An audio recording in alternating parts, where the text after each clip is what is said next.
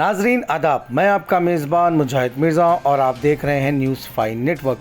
तेलंगाना रियासत में 30 नवंबर 2023 को असेंबली इंतखाबात होने जा रहे। बताया जा रहा है इस बार मुकाबला बहुत ज़ोरों शोरों से होगा। बीआरएस के सभी कारकुनान शदीद मेहनत करते हुए नज़र आ रहे हैं। दूसरी जानिब कांग्रेस पार्टी के मशहूर व मारूफ शख्सियत जनाब अब्दुल्ला सोहेल साहब 35 बरस बाद कांग्रेस को अलविदा कर दिया और बीआरएस पार्टी में शमूलियत इख्तियार कर ली। बहरहाल आज बीआरएस पार्टी की जानिब से जलविहार गार्डन में आला सतह पे अक़लियती इजलास मुनक़िद किया गया। इस इजलास की सदारत जनाब मोहम्मद महमूद अली साहब तेलंगाना होम मिनिस्टर और इनके फ़र्जंद जनाब आज़म अली साहब की निगरानी में कामयाब रहा। अक़लियती शोबे के तमाम कारकुनान अपने अपने दस्ते के साथ इस इजलास में नज़र आए, जैसे कि मोहतरमा Shaheen Afroz Telangana state women commission रुकून जनाब मसीउल्लाह खान, वक्फ बोर्ड चेयरमैन जनाब मोहम्मद सलीम, हज कमेटी चेयरमैन जनाब इम्तियाज़ इसाक, अक़लियती मालियाती कॉरपोरेशन चेयरमैन जनाब मीर इनायत अली बाखरी, साबिक़ा सेटविन चेयरमैन और MLA MLC कॉरपोरेटर, इन तमाम लोग इस इजलास में शामिल थे। मेहमान खुसूसी की हैसियत से शिरकत की तेलंगाना के हर दिल अजीज़ जनाब KTR साहब BRS वर्किंग सदर। पेश है न्यूज़ 5 नेटवर्क की जानिब से एक खुसूसी खबर। ऐसी ही और अहम तरीन ख़बरों के लिए हमारे चैनल को सब्सक्राइब करें, लाइक करें और शेयर करना बिल्कुल भी ना भूलें। Bureau report news 5 network.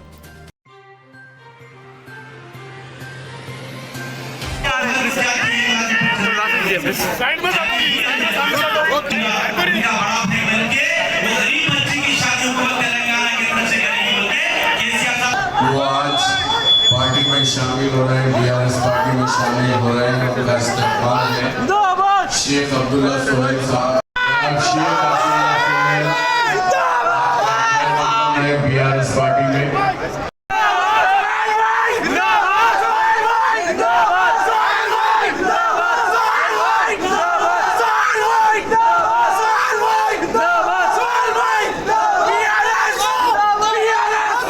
मेहरबानी पीछे हट जाएं।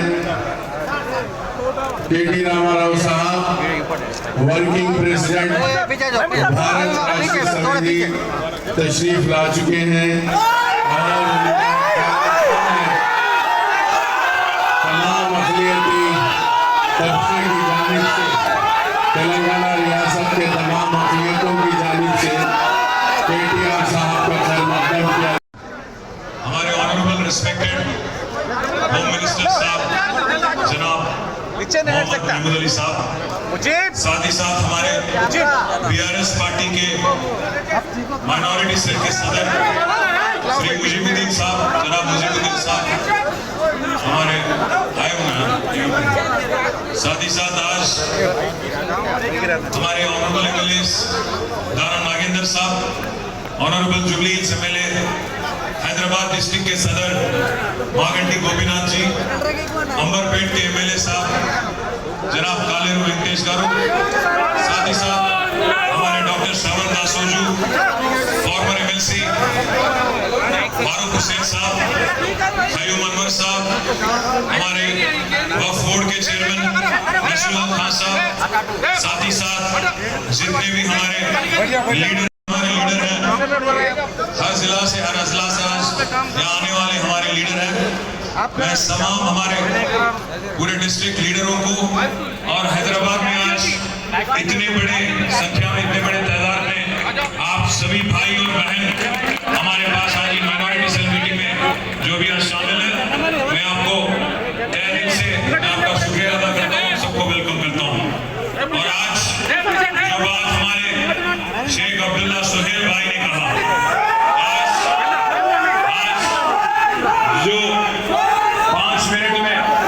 5 मिनट में 2-4 बहुत अहम आज चीज आपने जो बताए हैं, मैं आपको पहली बात तो KCR साहब की तरफ से और BRS पार्टी की तरफ से आपका शुक्रिया अदा करता हूं और आपको तहे दिल से, दिल की गहराइयों से आपकी वेलकम करता हूं और उम्मीद करता हूं हम सब मिलके जो बात आपने कही, तेलंगाना में पिछले 9.5 सालों में जो अमन, भाईचारा और खुशहाली जिसको केसीआर साहब ने बरकरार रखा और मजबूत किया, इसको और तेजी से आगे ले जाने की कोशिश हम सब लोग मिलजुल के करेंगे। आपने एक बात सही कहा, आज 35 साल कांग्रेस पार्टी में काम करने के बाद सुहेल भाई ने एक बात कहा कि एक आरएसएस एजेंट को, एक बीजेपी के एजेंट को आज गांधी भवन उनके हवाले कर दिया गया। मैं तो एक ही बात कहता हूं, आज गांधी भवन में गार्ड से घुस गया, गार्ड से बैठ गया और वो चला रहा है कांग्रेस पार्टी को तेलंगाना में। बात सिंपल है, आज बीजेपी का ये साजिश है कि किसी भी हाल में आज तेलंगाना में एक तनाव पैदा करे और जो अमन और भाईचारा, जो गंगा जमुना तहजीब आज तेलंगाना में केसीआर साहब के सदारत में आज देखने को मिल रहा है, इसको किसी भी तरह डिस्टर्ब करना है। मैं आप तमाम भाइयों से, बहनों से गुजारिश करता हूं, पिछले 9.5 सालों में तेलंगाना बनने के बाद क्या क्या हुआ, एक बार आप गौर कीजिए। अगर आप एक बार हिंदुस्तान का, आज मुल्क का एक बार हालात देखेंगे, पूरे हिंदुस्तान में 28 राज्य है, 28 रियासत है, 28 स्टेट हैं आज, जिनमें सबसे ज्यादा आबादी अगर मुसलमानों का, माइनॉरिटीज का कहीं है तो वो है उत्तर प्रदेश। 4 करोड़ आबादी है उत्तर प्रदेश में। क्या बजट है माइनॉरिटीज का उत्तर प्रदेश में? 1700 करोड़। उसके बाद आता है वेस्ट बंगाल, जहां की आबादी है 2.5 करोड़ और वहां की आज बजट है 2100 करोड़। उसके बाद आता है महाराष्ट्र, जहां की आबादी है 1.40 करोड़ और वहां की माइनॉरिटी वेलफेयर बजट है 670 करोड़। उसके बाद आता है कर्नाटक, जहां की आबादी है 90 लाख और वहां की बजट है 2000 करोड़। और उसके बाद आता है अपना तेलंगाना, जहां आज यहाँ माइनॉरिटीज की आबादी है 50 लाख और बजट है 2200 करोड़। सबसे ज्यादा हिंदुस्तान में, पूरे मुल्क में सबसे ज्यादा बजट देने वाले चीफ मिनिस्टर है हमारे केसीआर साहब। अगर आप पिछले 9.5 साल अगर हमारी ट्रैक रिकॉर्ड देखेंगे, आपको एक चीज देखने को मिलेगा, पिछले 9.5 सालों में केसीआर साहब के सदारत में तेलंगाना हुकूमत ने 12,000 करोड़ खर्च किया माइनॉरिटी वेलफेयर के वास्ते। मतलब करीब सालीना 1200 करोड़ खर्च किया केसीआर साहब ने और ये गवर्नमेंट ने। और इन 1200 करोड़ों में से 700 करोड़ आज हमारे बच्चों की तालीम के वास्ते, उनकी बेहतर जिंदगी के वास्ते, उनको काबिल बनाने के वास्ते, उनकी हिम्मत बढ़ाने के वास्ते, उनको दुनिया से मुकाबला करने वाली एक ताकत देने के वास्ते केसीआर साहब ने टिमरिस जैसे एक इंस्टीट्यूशन चालू करके, जो 2 स्कूल थे इससे पहले तेलंगाना बनने से पहले हमारे बच्चों के वास्ते, उनका संख्या बढ़ा के, उनका नंबर बढ़ा के 204 स्कूल आज टिमरिस के जरिए 1 लाख बच्चों को पढ़ाने के वास्ते केसीआर साहब ने तेलंगाना हुकूमत ने चालू किया, तश्कील किया 204 स्कूलों का। मैं आप तमाम भाइयों से, बहनों से गुजारिश करता हूं, सोचने के लिए आपको मैं रिक्वेस्ट करता हूं। ट्रैक रिकॉर्ड देखिए, आज कांग्रेस पार्टी आगे बात करती है, कहती है कि केसीआर एजेंट है बीजेपी के, बीआरएस जो है बीजेपी के साथ मिलजुल के हैं। भाइयों बहनों, आप एक बात सोचो, आज जो कांग्रेस पार्टी यहां आके बात करती है और बीजेपी के बी टीम करके आज केसीआर को और बीआरएस को बदनाम करने की कोशिश करती है, आज भी वो महाराष्ट्र में, बगल में जो महाराष्ट्र है, वहां शिवसेना के साथ मिलके हैं। शिवसेना जैसी पार्टी जो अपने आप को हिंदू पार्टी मानती है, जो मुसलमान को दुश्मन मानती है, उनके साथ गठबंधन में रहने वाले, उनके साथ सरकार चलाने वाले, उनके साथ अलायंस में रहने वाले पार्टी आज आके तेलंगाना में ये बोलती है कि हम बीजेपी के साथ हैं। तो भाइयों बहनों, मैं गुजारिश करता हूं आपसे, एक बात सोचने के लिए मजबूर करना चाहता हूं। आज केसीआर साहब के लीडरशिप में पूरे हिंदुस्तान के लिए तेलंगाना एक मिसाल बन गया, गंगा जमुना तहजीब का मिसाल है तेलंगाना। आज अगर आप देखेंगे, किसी ने पूछा नहीं, सरकार ने, हुकूमत ने आदेश नहीं दिया, कोई ऑर्डर नहीं पास करा, पर हमारे हैदराबाद के भाइयों ने ये तय किया, मुसलमान भाइयों ने, कि जब गणेश का निमज्जन था और मिलाद का जलसा था।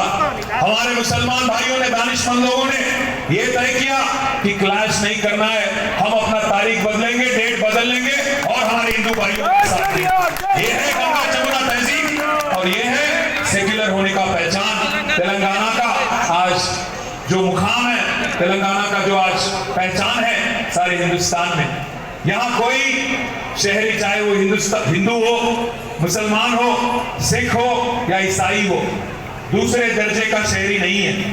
आज हर कोई तेलंगाना में बराबर का उनका इज्जत मिलता है, बराबर का उनका हक मिलता है।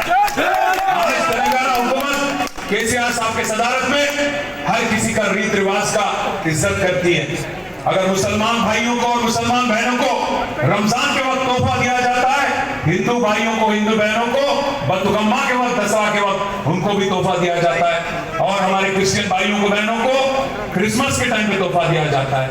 आज केसीआर साहब ऐसे लीडर हैं जो एक ही चीज में विश्वास रखते हैं। कभी भी पिछले 24 सालों में केसीआर साहब ने मजहब के नाम पे सियासत नहीं किया। केसीआर साहब एक ही चीज में विश्वास रखते हैं, यकीन रखते हैं। कभी मखदूम मोइनुद्दीन ने कहा था, हयात लेके चलो, कायनात लेके चलो, चले के चलो, सारे जमाने को साथ लेके चलो। जो मजहब के नाम पे सियासत नहीं करते हैं, मजहब के नाम पे वोट नहीं मांगते हैं, वो गरीब को गरीब की तरह देखते हैं। अगर कोई गरीब को, हिंदू गरीब को अगर कल्याण लक्ष्मी मिलती है तो मुसलमान अगर आप हैं तो शादी मुबारक आपको मिलता है। साथ ही साथ आज हर चीज में, हर शोबे हयात में आपको आगे ले जाने की, आपको तरक्की के रास्ते पे ले जाने की कोशिश आज केसीआर साहब की हुकूमत कर रही है। आप एक बात सोचिए, आज क्या हालात है मुसलमानों की हिंदुस्तान में। खुलेआम पार्लियामेंट में, खुलेआम लोकसभा में ये कहा जाता है अगर आप मुसलमान हो तो आप आतंकवादी हो, आप मुल्ला हो, आप उग्रवादी हो। आज बाहर क्या हालात है, आज मजबूर किया जाता है कि आप हिजाब मत पहनो, हलाल पे चर्चा होता है और बेकार चीजों पे आज खाली पीली एक तनाव पैदा करने की कोशिश चल रही है हर जगह। पर वो आज तेलंगाना का क्या माहौल है? तेलंगाना में पिछले 9.5 सालों में एक दिन भी कर्फ्यू लगाने की जरूरत पड़ी? मैं इसी हैदराबाद में, मेरी परवरिश हुई इसी हैदराबाद में, मैं बड़ा हुआ। मेरे को याद है मेरे बचपन में यहाँ पे इसी हैदराबाद में हर साल, चाहे वो गणेश के टाइम पे हो या कोई और फेस्टिवल के टाइम पे हो, कर्फ्यू लगती थी 7 दिन 10 दिन। क्यों? क्योंकि एक सियासी झगड़ा, हिंदू मुसलमान भाई हमेशा साथ थे, साथ रहेंगे, पर जो एक साजिश थी, जो एक कोशिश थी हमको अलग करने की, इसको लेके कांग्रेस ने बहुत खूब फायदा उठाया और बीजेपी ने बहुत फायदा उठाया और काफी हद तक आप उनको वोट देते रहे। आज मुझे हंसी आती है कांग्रेस के लीडरों को सुनते हुए। वो कहते हैं कि एक मौका दो, एक मौका दो, तेलंगाना को हमने आपको दिया। मैं आप तमाम भाइयों से, बहनों से पूछता हूं, एक मौका, क्या आपने उनको एक मौका दिया? आपने तो उनको 11 मौका दिया। बार बार आपने मौका दिया उनको और उन्होंने बार बार आपको धोखा दिया। आप मौका देते गए, वो आपको धोखा देते गए। मैं इसलिए ये बात कहता हूं और आपको सोचने के लिए मजबूर करता हूं। आप ये बात सोचिए, आज 50 साल पहले अगर या 75 साल पहले आजादी के वक्त क्या हाल था मुसलमान का हिंदुस्तान में, आज क्या हाल है। अगर आप बेहाल हैं, अगर आप और गरीबी में फंस गए और लाचारी में और पासमंदगी में आप फंस गए, कौन जिम्मेदार है इसका? आपने मौका दिया कांग्रेस को और उन्होंने आपको धोखा दिया, इसलिए गरीबी बढ़ी, लाचारी बढ़ी और हालात और भी बदतर हो गया। इसलिए आज मुलाजिमात में, हर वो चीज में जिसमें आपको इंसाफ मिलना था, नहीं मिला। कांग्रेस ने हमेशा आपको एक वोट डालने की मशीन की तरह देखा, उसके अलावा कुछ नहीं। बार बार उन्होंने बीजेपी को दिखाया और किसी को दिखाया, आपका वोट लिया और गद्दी पे बैठ गए, फिर आपको भूल गए, आपके लिए कोई प्रोग्राम नहीं करे। आज बहुत बोलते हैं वो, फिर एक बार कोशिश कर रहे हैं बीजेपी को दिखा के, किसी और को दिखा के, आपको डरा के, फिर केसीआर से आपको दूर करने की साजिश है। मैं तमाम भाइयों से बहनों से पूछता हूँ, क्या हमारी याददाश्त इतनी कमजोर है? क्या हालात थे और क्या हाल हुआ आज? 1952 में जब हिंदुस्तान में पहली गवर्नमेंट जो बनी, आज कुछ लोग कहते हैं राहुल गांधी यहाँ के बोलते हैं केसीआर और मोदी मिलके हैं। मैं पूछना चाहता हूं आपसे, क्या हमारी याददाश्त कमजोर है? 1952 में जब नेहरू साहब की पहली गवर्नमेंट बनी थी, उसमें क्या आरएसएस के लीडर श्यामा प्रसाद मुखर्जी आपके कैबिनेट मिनिस्टर नहीं थे? आपके साथ नहीं थे 1952 में गवर्नमेंट में? वो क्या हम भूल गए? वो आरएसएस हमेशा से आपके साथ थी। आज नहीं, जब इंदिरा गांधी प्राइम मिनिस्टर बनी थी, मेरी बात नहीं है। कई सारे किताब है, कई सारे हिस्टोरिकल डॉक्यूमेंट है ये प्रूव करने के लिए कि इंदिरा गांधी का भी साथ दिया आरएसएस ने उनको प्राइम मिनिस्टर बनाने के लिए। राजीव का भी साथ दिया, और राजीव ने क्या किया? बहुत कुछ किया, बहुत नाइंसाफी आपके साथ किया। ये आपके सामने है, मैं ज्यादा नहीं कहना चाहता, बट एक बात जरूर कहूंगा। आज जो लोग बीजेपी के लीडर, पंजाब के फॉर्मर चीफ मिनिस्टर, उन्होंने खुद सोनिया जी को लेटर नहीं लिखा। क्या लिखा उन्होंने? कि आप आज एक आरएसएस के आदमी को तेलंगाना प्रदेश कांग्रेस कमेटी के अध्यक्ष बना रहे हो, रेवंत रेड्डी को। ये क्या नाइंसाफी है हमारे साथ? उन्होंने लेटर लिखा। ये आपके पास आज खुलेआम मिलेगा कहीं भी, अगर आप गूगल करेंगे, यूट्यूब जाएंगे, आपको लेटर मिल जाएगा। मैं आज पूछना चाहता हूं, कांग्रेस पार्टी क्या संदेश देना चाहती है, क्या मैसेज देना चाहती है पूरे अवाम को? मैं भाइयों से बहनों से एक और चीज भी पूछना चाहता हूं, अगर आज 10 साल के बाद कोई कर्फ्यू नहीं, कोई गड़बड़ नहीं, कोई दंगा नहीं, कोई फसाद नहीं, अगर हम लोग मिलजुल के भाईचारे के साथ, अमन के साथ, खुशहाली के साथ, हर शहरी आज तेलंगाना में आज पूरी तरह से महफूज है और अपने आप को महसूस करता है, आपको इस बात से क्यों तकलीफ हो रही है? कांग्रेस वालों, आपको क्या बेचैनी है? 10 साल क्योंकि आप सत्ता से, हुकूमत से दूर है, इसलिए बेचैन है। पैसे बनाने की जो आदत है, पैसे जो लूटने की जो आदत है आपकी, क्योंकि गद्दी नहीं है, बेचैनी हो रही है।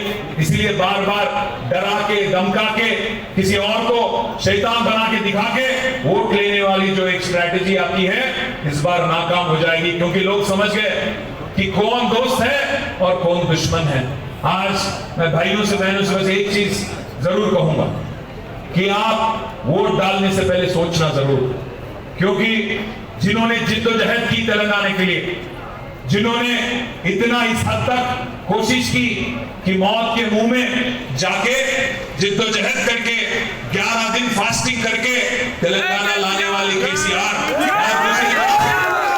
और दूसरी तरफ तेलंगाना की मुखालिफत करते हुए राइफल लेके तेलंगाना आवाम पे अटैक करने वाले रेवंत रेड्डी, और तीसरी तरफ है बीजेपी, वो तो आप ही बेहतर जानते हैं। अगर इस हिंदुस्तान में, सारे मुल्क में किसी लीडर ने मोदी को फासिस्ट कहा, मोदी को पहली बार प्रधानमंत्री बनने के बाद, वजीर आजम बनने के बाद फासिस्ट कहा, तो सिर्फ और सिर्फ हमारे लीडर केसीआर साहब है। जून 2014 में, क्योंकि जब हमारे 5 मंडल लिए गए थे और जबरदस्ती उनको मिलाया गया था आंध्रा में, केसीआर साहब ने पहले ही दिन बोला ये आदमी फासिस्ट है, ये आदमी, इसकी यकीन नहीं कर सकते हैं, क्योंकि ये डेमोक्रेसी की इज्जत नहीं करता, डेमोक्रेटिकली इलेक्टेड गवर्नमेंट की इज्जत नहीं करता। और उनका रवैया तो आप देख रहे हो, या तो जुमला या हमला, या तो जुमले से चलाते हैं या हमला करके कोशिश ये करते हैं डराने की, धमकाने की। हम वादा करते हैं आपसे, गर्दन कट जाए फिर भी ठीक है, बट सर झुकाएंगे नहीं उनके सामने, लड़ेंगे कोई भी हद तक, क्योंकि सियासी बात नहीं कह रहा हूं मैं सोहेल भाई से भी यही बात कहा था मैंने। आज मेरे 2 बच्चे हैं, मैं एक बाप हूं, मेरा एक लड़का है जिसका उम्र है 18, मेरी बेटी है जिसकी उम्र है 14। बाप होने के नाते फिक्र है मुझे मेरे बच्चों की, क्योंकि आज जो माहौल है हिंदुस्तान में, इसको देख के डर लगता है। 25 करोड़ मुसलमानों को आज एक विलन बना के दिखाने की कोशिश, गद्दार बना के दिखाने की कोशिश, हर वो चीज में जब कोई बात होती है, कोई अनरेस्ट की बात होती है, एक आ जाता है कि आप इस मुल्क से नहीं हो, आप ताल्लुक नहीं रखते इस मुल्क से। मैं याद दिलाना चाहता हूं उनको, सबसे ज्यादा आबादी अगर मुसलमानों की इस धरती पे कहीं है तो हिंदुस्तान में है सबसे ज्यादा आबादी। 25 करोड़ भाइयों को बहनों को दुश्मन दिखा के 25 करोड़ भाइयों को आज बाकी अवाम के साथ एक तनाव पैदा करके, अनरेस्ट पैदा करके जो आप साजिश कर रहे हो, कोशिश कर रहे हो वोट हड़पने की, ये हमारे आगे आने वाली नस्लों के लिए अच्छी बात नहीं है, हिंदुस्तान के लिए अच्छी बात नहीं है। आप जो बार बार बोलते रहते हो कि हिंदू खतरे में है, भाइयों हिंदू खतरे में नहीं है, हिंदुस्तान खतरे में है। आप ये सोचो, क्योंकि आज ऐसे लीडर जो मजहब के नाम पे सियासत करते हैं, जो लोग बात करते हैं मस्जिदों को खोदने की, जो लोग बोलते हैं अगर उसमें एक लाश मिलता है तो आपका है, वरना शिवलिंग मिलता है तो हमारा है, ऐसे लीडरों को, ऐसे पार्टियों को हमें डिपॉजिट उनका जब्त करना चाहिए, जमानत उनके जब्त करने जैसा एक हमारा फैसला होना चाहिए। साथ ही साथ कांग्रेस के बारे में भी आप सोचिए, क्या दिया कांग्रेस ने 55 सालों में? गरीबी बढ़ाए, लाचारी बढ़ाई और गरीब बनाए मुसलमानों को और सारे देश के अवाम को, और आज फिर से आके आपको बीजेपी को दिखा के वोट मांगने की कोशिश कर रही है। आज पूरे हिंदुस्तान में मुझे एक ऐसी सेक्युलर लीडर को दिखा दीजिए केसीआर साहब के अलावा जिन्होंने इस हद तक कोशिश की, हमारे आगे आने वाली जनरेशंस के बारे में उन्होंने सोचा, इतने बड़े तादाद में स्कूल चालू किया और इतने ही बड़े तादाद में आज जूनियर कॉलेजेस उन्होंने चालू किए। और साथ ही साथ एक और वादा भी मैं करता हूँ, आते आते मेरी बात हो रही थी आबिद रसूल खान साहब के साथ, आज हमारे जो 100 से ज्यादा माइनॉरिटी इंस्टीट्यूशन जो पिछले 10 साल में बंद हो गए, मैं तमाम इंस्टीट्यूशन के जो मैनेजमेंट है उनसे भी और हमारे बच्चों से भी, जो लोग इंजीनियर बनना चाहते हैं, जो आज डॉक्टर बनने के ख्वाब देखते हैं, उन तमाम भाइयों को, तमाम बच्चों को भी मैं वादा करता हूँ, क्योंकि हमने बढ़ाए टिमरिस के स्कूल और जूनियर कॉलेजेस, जरूर आपको एक इंस्टीट्यूशनल सपोर्ट भी मिलना चाहिए। आगे नेक्स्ट टर्म में जरूर वो काम भी हम कर दिखाएंगे और आपका पूरी तरह से मदद भी देंगे। साथ ही साथ वक्फ बोर्ड के बारे में भी लेके जो एक मन में आपके एक जो इच्छा है, जो एक आपका तमन्ना है कि इसको और मजबूत करना है, इसको और आगे ले जाके आपके फायदेमंद बनाना है, उसको लेके भी और लगातार कोशिश करेंगे। कुछ हद तक हमने कोशिश की, पर और कोशिशें करेंगे उसको मजबूत करने की, ताकि आवाम का फायदा हो, आप सब भाइयों का, बहनों का भी फायदा हो। आखिरी में मैं बस इतना ही कहता हूँ, आज हिंदुस्तान का हालात आप देखिए, आज बाकी जगह क्या हाल हो रहा है, किस चीज पे चर्चा हो रहा है, ये भी देखिए। हलाल पे चर्चा होता है, हिजाब पे चर्चा होता है, बात होता है कर्नाटक इलेक्शन के दरमियान कि बजरंग दल को बैन किया जाएगा। क्या किया उन्होंने? अभी तक कुछ नहीं हुआ, आगे जाके भी कुछ नहीं करेंगे, क्योंकि उनको मालूम है इस्तेमाल करना है आपको वोट डालने वाली एक मशीन की तरह। इसके अलावा उनका कोई एजेंडा नहीं है कांग्रेस का। इसीलिए भाइयों से, बहनों से मैं गुजारिश करता हूं, जो भाईचारा, खुशहाली, अमन तेलंगाना में पिछले 9.5 सालों में हमने देखा, इसी रास्ते पे चलते हैं, वही लीडर के साथ चलेंगे जिन्होंने हमको आज पूरे हिंदुस्तान में पर कैपिटा में नंबर 1 बनाया। वही लीडर के साथ चलेंगे जिन्होंने सबसे ज्यादा आज माइनॉरिटी वेलफेयर के लिए बजट हमको दिया। वही लीडर के साथ चलेंगे जो हमारे भाई बने, हमारे बंधु बने, हर किसी का फायदा किया, चाहे वो हिंदू हो, मुसलमान हो, चाहे कोई और हो।